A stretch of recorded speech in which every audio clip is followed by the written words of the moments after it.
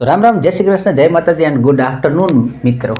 આજે સન્ડે છે અને મને કાલે વિજ્ઞાનનું જે સરસ મજાનો આપણે લેક્ચર મૂકેલો એમાં આપણે બે ચાર સ્ટુડન્ટનું કોમેન્ટ આવી સરસ મજાની, સર ગણિતનું કંઈક લાવો. કંઈ વાંધો નહીં દોસ્ત, ગણિતનું થોડુંક આપણે લઈ લઈએ કે જે હાલ ફિલહાલ ચર્ચામાં છે એવા દાખલાઓ કે જે રેગ્યુલર પૂછાય છે એવા ટોપિક કે એમાંથી પ્રશ્ન આવે જ છે. એવા 4-5 દાખલાઓ જે છે અત્યારે આપણે સન્ડે છે તો શીખી લઈએ, જેથી કરીને પરીક્ષામાં તમારે આ ટોપિક આવી જાય અથવા તો એવું કંઈક આવે તો તમને માર્ક મળી જાય. ઓકે મિત્રો, તો ચાલુ કરી દઈએ કોઈ પણ જાતની ચર્ચા વગર. અહીંયા તમને ક્વેશ્ચન્સ હું દેખાડી દઈશ અને ટેલિગ્રામની અંદર એ દાખલાઓ પાછા હું મૂકી દઈશ. જો તમારે જોતા હોય પ્રેક્ટિસ કરવા માટે તો આપ અચૂકથી મેળવી શકો છો. ટેલિગ્રામની લિંક વિડીયોની નીચે ડિસ્ક્રિપ્શનમાં હોય છે, એકદમ ફ્રી હોય છે. એના અંદર ઘણું બધું જૂનું મટીરિયલ છે, જૂના ક્વેશ્ચન્સ પેપર હોય છે અથવા તો હાલ ફિલહાલમાં લેવાયેલા પેપર પ્રશ્નો જે છે એની માહિતી એમાં તમને ફ્રીમાં મળી જશે. ઓકે, તો ચાલુ કરી દઈએ. એના પહેલાં નાનકડી રિક્વેસ્ટ, લાઇકનું બટન દબાવી દેજો અને જો સારું લાગે કંઈક મદદ કરવા માંગતા હોય જેમ હું તમને કરું છું એમ ચેનલને મદદ કરવા માંગતા હોય તો વિડીયો આમ સીધો રાખજો, એટલે કોમેન્ટની જગ્યાએ સેજ આમ અડજો, ત્યાં તમને માર્ક આપવાનો આવશે. માર્ક આપજો વિડીયોને, જેથી કરીને વિડીયો જે છે એ થોડો ફેલાઈ શકે. પેલો પ્રશ્ન જે છે તમારી સ્ક્રીન ઉપર આવી જશે. શું કહે છે? દ્વિઘાત સમીકરણ આપ્યું છે 4x² + 7x - 21 = 0. આના બીજનો સરવાળો જે છે એ શું હોય? અને ઓપ્શનની અંદર જોશો તો ત્રીજું ઓપ્શન જવાબ છે -7/4. આ એનો રાઈટ આન્સર છે. ઓકે, તો મેં તમારા માટે અહીંયા એ દ્વિઘાત સમીકરણ જે છે લખી નાખ્યું છે 4x² + 7x - 21 = 0. દ્વિઘાત એટલે કે બે ઘાતવાળા પદ હોય એને દ્વિઘાત સમીકરણ કહેવામાં આવે છે. તો હવે આની અંદર આપણને પૂછ્યું છે કે એમના બીજનો સરવાળો. તો બીજ કેવા કોને? તો કે જો આને એ બોલવામાં આવે છે, વચ્ચેના પદને બી બોલવામાં આવે છે, આ પદને સી બોલવામાં આવે છે. ઓકે, તો સરવાળો હોય શું? તો આનો સરવાળો જે છે એના માટેની થિયરી છે કે -b/a. આ એનો જવાબ થાય. આટલું જ તમને ખાલી નોલેજ હોવું જોઈતું હતું. તો માઇનસના માઇનસ મૂકી દઈએ આપણે પહેલાં. બી એટલે કે બીની જગ્યાએ શું છે? તો કે 7 છે. એની જગ્યાએ શું છે? તો કે 4 છે. ઓકે, એટલે -b/a. તો -7/4. બસ આ તમારો આન્સર થઈ ગયો. આટલું એક નાનકડું હતું આવા પ્રશ્નોની અંદર કે જેથી કરીને આપણે કદાચ આટલું ખ્યાલ ના હોય તો માર્ક આપણે ગુમાવી શકીએ છીએ. ઓકે, બીજા દાખલા તરફ જઈએ મિત્રો, મજા આવશે. થોડુંક સારું જે છે શીખ્યા જેવું તમને હું અત્યારે આપી દઈશ. બીજો પ્રશ્ન જોઈએ. હું ક્વેશ્ચન્સ ચેન્જ કરી લઉં. હાલો, બીજો પ્રશ્ન જે છે એ આવી ગયો, સરસ મજાનો છે. હવે જુઓ, બીજો પ્રશ્ન અહીંયા તમારી ઉપર હું લાવી દઉં, વાંચી સંભળાવું. 2 અને 4 આ બંને વડે ભાગી શકાય તેવી 2 અંકી સંખ્યાઓની સંખ્યા શોધો. પહેલી વાર વાંચીએ ને તો કદાચ ઉપરથી ઉયું જાય. ફરીથી જો ટ્રાય કરો. 2 અને 4 બંને વડે ભાગી શકાય તેવી, ત્યાં સુધી સમજાય જાય. 2 અંકી સંખ્યાઓ એ સમજાય જાય. ની સંખ્યા, 2 અંકી સંખ્યાઓની સંખ્યા જે છે એ તમારે શોધવાની છે અને આન્સરની અંદર છે 22. તો શું કહેવા માંગે છે તમને પહેલાં સમજાવી દો.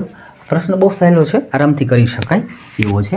એક તો 2 અને 4 આ બંને વડે ભાગી શકાય એવી સંખ્યા, બરાબર છે. તો એ બંને વડે ભાગી શકાય એવી સંખ્યા જે છે એ કેવી હોય? તો કે એ 4થી નિશેષ ભાગી શકાય ને એવી હોય, કારણ કે આનો લસા 4 થાય. પછી એને આગળ શું લખ્યું કે તેવી 2 અંકી સંખ્યા, એટલે કે તમે આ 4 છે એ તો 1 અંકી થઈ, પછી 8 આવે એ પણ 1 અંકી થઈ, પછી શું આવે? તો કે 12. તો પહેલી સંખ્યા જે છે એ આપણને શું મળી? તો કે 12 મળી. 2 અંકી કીધી એટલે 100 જે છે એનાથી આપણે નીચે રહીએ તો 98 જે છે એને તમે 4થી નિશેષ ના ભાગી શકો. 96 છે તો એને ભાગી શકો, એટલે 96 જે છે એને આપણે કેટલાથી ભાગી શકીએ? તો કે 24થી ભાગી શકીએ. ઓકે, આના 4થી ભાગીએ એટલે 24 × 4 = 96 થશે. 94 નહીં પણ 96. એટલે આ જે સંખ્યાઓ છે, બરાબર, આ 2 અને એવી વચ્ચે પાછી ઘણી બધી હશે કે જે તમે 4થી ભાગી શકો. તો એ પછી ગણવા નહીં બેસવાનો, એનો એક સામાન્ય થિયરી છે, એક મેથડ છે. કેવી મેથડ હોય છે? તેમાં પહેલી સંખ્યા લઈ લેવાની. તો પહેલી સંખ્યા આપણને છે આ 96, મોટી સંખ્યા લઈએ, પછી એમાંથી માઇનસ કરો આ 12, પ્રથમ સંખ્યા. ઓકે, અને આની વચ્ચે આપણે જે સંખ્યા લેવી હોય ને, આ તમને ક્યારેક કામ આવશે. આવું કોઈ ક્રમમાં આપી દીધું હોય ને તો એવી કેટલી સંખ્યાઓ છે શોધવા માટે પહેલાં તો મોટી સંખ્યા માઇનસ પહેલી સંખ્યા, એટલે કે છેલ્લી સંખ્યા માઇનસ પહેલી સંખ્યા. અને આને આપણે કેનાથી ભાગીએ છીએ? તો કે 4થી ભાગી શકાય એવી આવી કેટલી સંખ્યાઓ છે, અને આનું જે કંઈ આવે ને એને વત્તા 1 કરી દેવાનું.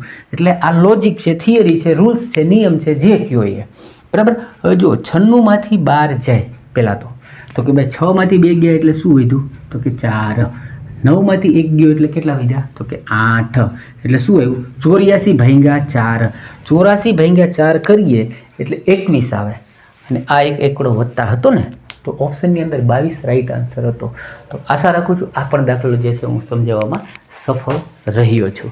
ઓકે, લાઈક બાઈક બાકી હોય તો કરી દેજો.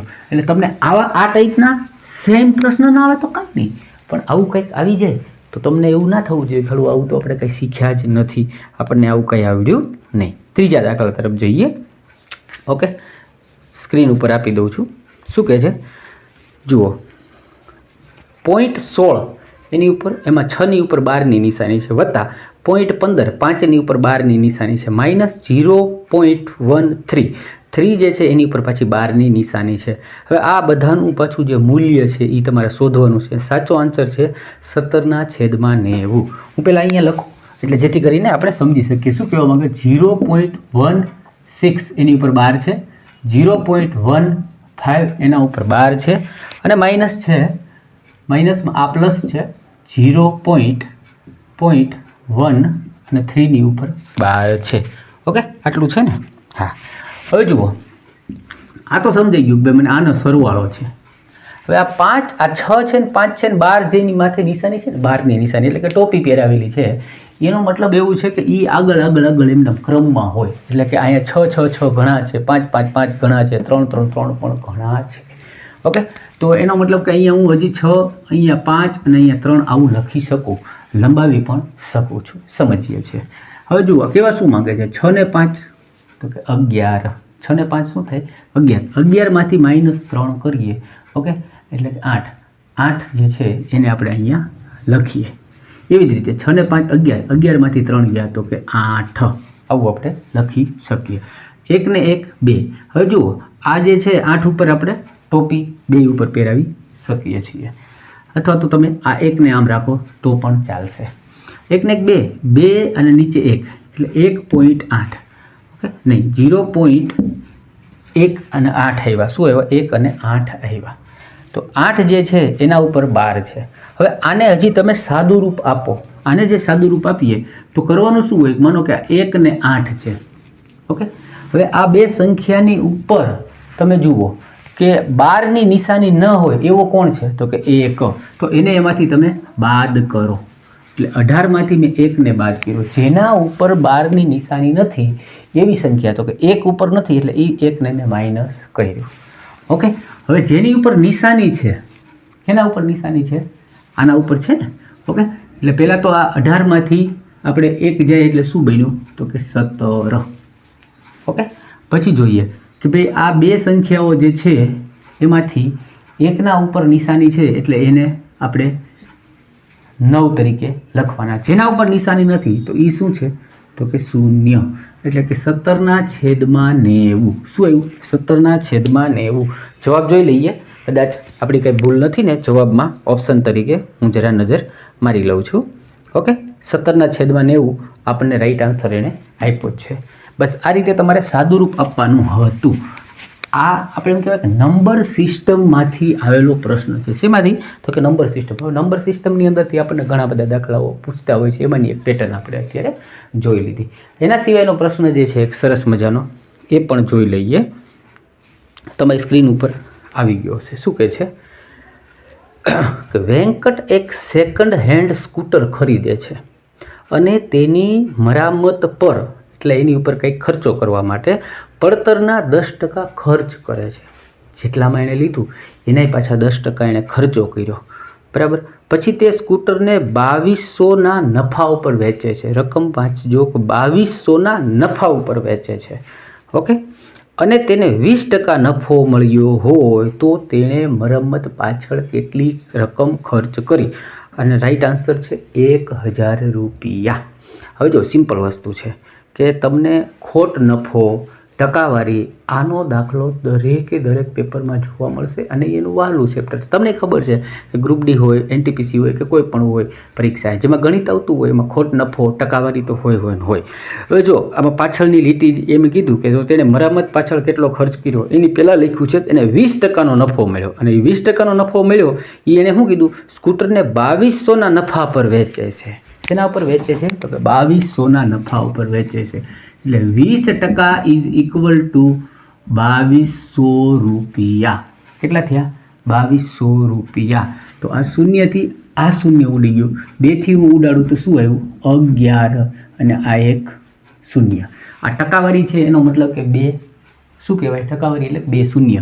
એટલે કે એ જે બન્યું એ શું બન્યું? 11,000 જેવી રકમ બની. કેટલી બની? 11,000. ઓકે. અને આપણને એણે પૂછ્યું છે, વાળજો પૂછ્યું છે મરામત પાછળ કેટલો ખર્ચ કર્યો. ઓકે, મરામત આ કેટલી બની? 11,000. હવે તમને ખબર હશે કે આ 11,000 બનીને એમાં એ રકમ કેવી છે કે એણે લીધું એની ઉપર પાછો 10% ખર્ચો કરેલી રકમ હતી. એનો મતલબ કે આ 110% રકમ જે છે એ કેટલી છે તો કે 11,000. અને મરામત પાછળ ખર્ચો કેટલો કર્યો? માત્ર 10%. તો જુઓ, હવે આ 11થી 11 આપણે ઉડાડી દઈએ. આ શૂન્યથી આ શૂન્ય ઉડી ગયું. તો અહીંયા વધ્યું શું તો કે 100. શું વધ્યું? 100. આ 1% રકમ આવી. શું આવી? 1% રકમ. એટલે ખર્ચો કેટલો કર્યો? 10%નો. એટલે કે 1,000 રૂપિયા જે છે એને મરમ્મત પાછળ ખર્ચ કર્યો. સમજી ગયા હું શું કહેવા માગું છું? આપણે પહેલાં શું કર્યું? 20%નો નફો મળ્યો. 20% બરાબર શું હતું? 2200 રૂપિયા. એટલે આપણે 20થી આ જે છેદ ઉડાડ્યા તો 1% રકમ મળી. એટલે એ મળી હતી આપણને કેટલી તો કે 110 રૂપિયા. પછી ટકાવારી દૂર કરી એટલે એના 2 મીંડા મૂક્યા. એટલે શું બન્યું તો કે 11,000. એ 11,000 રકમ જે છે એ કેવી આવી તો કે એણે એ રકમની અંદર મૂળ કિંમત છે અને મરામતની કિંમત છે. મરામત 10%નો છે. એટલે આ 110% રકમ છે જેને મેં શું કર્યું? 110% બરાબર 11,000. તો એ મારે જોઈએ છે હું ખાલી 10% જ રકમ જોઈએ છે. કેટલી જોઈએ છે? માત્ર 10% રકમ જે આવી 1,000 રૂપિયા. તો આની અંદર રાઈટ આન્સર જોશો તો એ પણ 1,000 રૂપિયા જ છે. તો મિત્રો આવા પ્રશ્ન જે છે, આવા ટોપિક જે છે, આવા ગણિતના દાખલાઓ જે છે રેગ્યુલર પૂછાય છે. ઓકે, એટલે મેં જોયું કે 4 તો 4 મૂકી દો, છોકરાઓને કંઈક હેલ્પ થાય એવું કરું. કારણ કે જુઓ, વિડીયો બનાવવા માટે બહુ મહેનત થાય છે. આને હજી હું એડિટ કરીશ, હજી એમાં હું ઘણા બધા કંઈક સુધારા કરીશ. એ બધું કર્યા પછી અપલોડ કરીશ. અપલોડ કર્યા પછી વ્યૂ છે ને 70-80 આવે. તો તમને બી જે કંઈ જડદીન શીખવાનું છે, ઈચ્છાઓ છે, મારી પણ ઈચ્છા હોય ને કે આપણી ચેનલ છે ખરેખર ગ્રો કરે. 70-80 વ્યૂ આવે તો મને એમ થાય ચાલો 70 છોકરાઓને હેલ્પ થાય છે તો હું મૂકું છું. શક્ય હોય તો થોડોક વિડીયો આગળ પ્રચાર કરાવો. બરાબર? ઘણા બધા વિદ્યાર્થીઓને ખબર નથી હોતી કે સાહેબ મને હમણાં ખબર પડી કે આવી ચેનલ છે. તો ઘણા બાકી હોય છે, બિચારાઓને ખ્યાલ નથી હોતો એના સુધી વિડીયો. જો તમે પહોંચાડી શકો તો પહોંચાડો. ઓકે, મળીએ બીજા વિડીયોમાં. ત્યાં સુધી ખુશ રહો, મસ્ત રહો, વ્યસ્ત રહો અને એકદમ તંદુરસ્ત રહો.